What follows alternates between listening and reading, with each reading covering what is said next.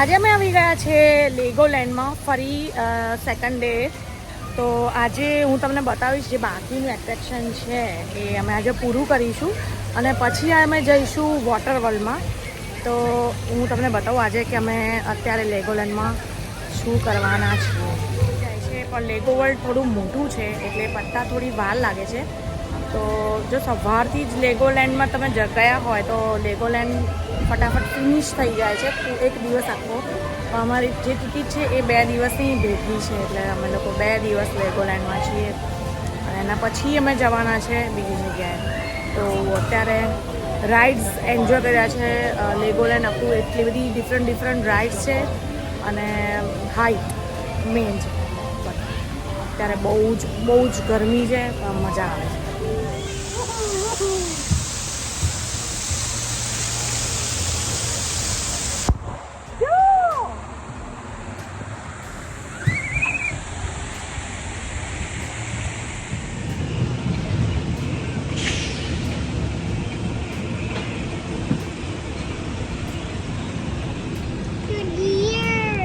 Deer.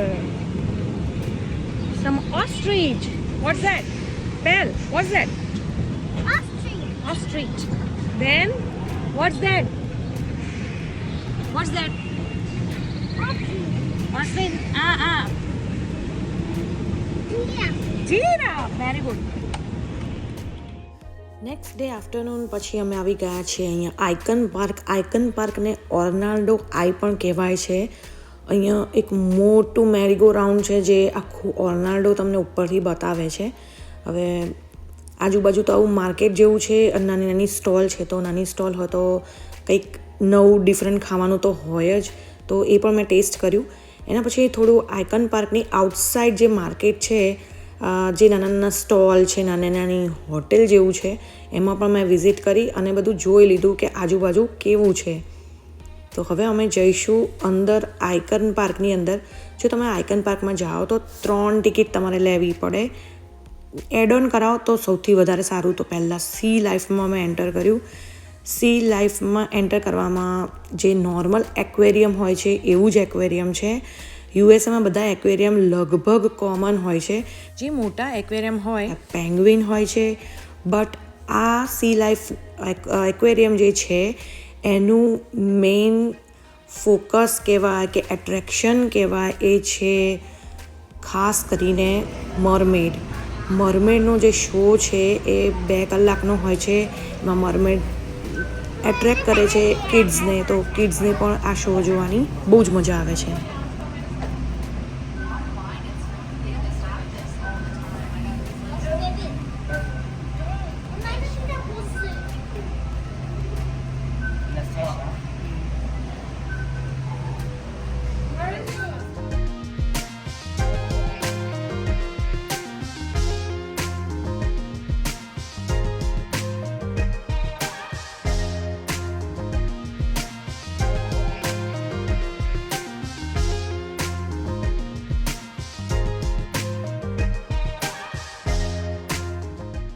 Actually, there are currently 24 Madame Tussauds wax museums located in various cities around the world.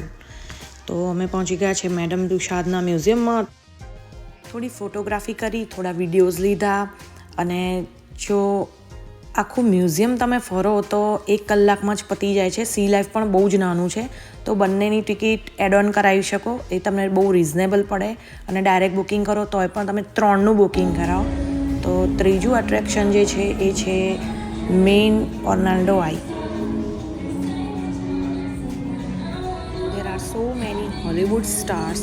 તો સાચું કહું, જે લોકો Hollywood movie વધારે જોતા હોય તો એને સ્ટાર્સ જલ્દી ઓળખી જવાય. અધરવાઇઝ હું એટલી જોતી જ નથી મૂવી, તો મને બહુ ખ્યાલ જ નથી આવતો કે આ ક્યાં છે. પણ ફેમસ હતા એની સાથે મેં ફોટોગ્રાફી શ્યોર કરી છે.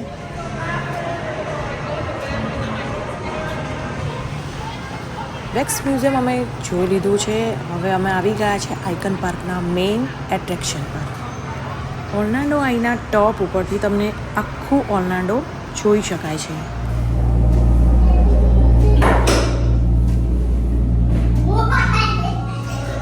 સરપ્રાઇઝિંગ તો એ લાગે છે કે અહીંયા બોલિવૂડ સોંગ ક્યાંથી બટ અહીંયા કેબિનની અંદર છે બ્લૂટૂથ કનેક્શન, તો ફોન કનેક્ટ કર્યા પછી અમે અમારી ફોનમાં જે સોંગ અવેલેબલ હતું એ અમે પ્લે કર્યું.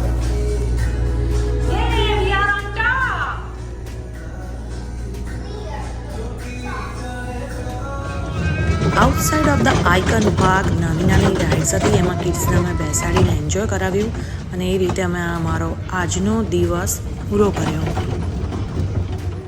આજે અમારી ટ્રીપ પતી ગઈ છે એટલે અમે જઈશું પાછા, તો ડ્રાઈવ કરીને જઈશું. નાઇટ ડ્રાઈવ છે ફ્લોરિડા ટુ ટેનેસી. અને તમે અમને જણાવો કે વિડીયો કેવો લાગ્યો. આપણે મળીએ એક નવા વિડીયોમાં અને શીખીશું કંઈક નવું. Till then take care, bye bye.